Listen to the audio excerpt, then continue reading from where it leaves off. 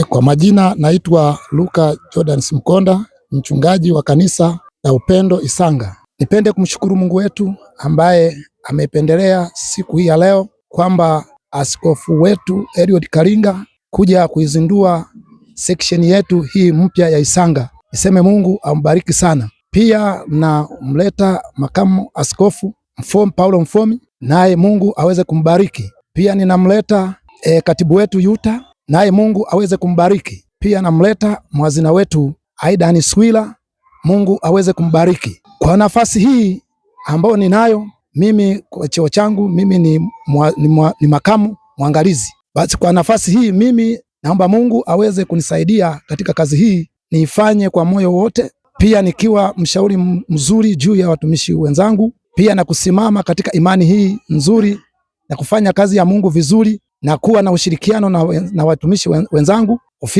Kwanza ofisi ya mwangalizi, Mungu aweze kutusaidia katika hilo.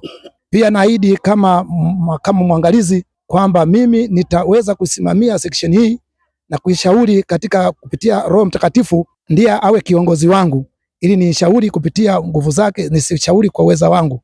Mungu aweze kunisaidia. Amen.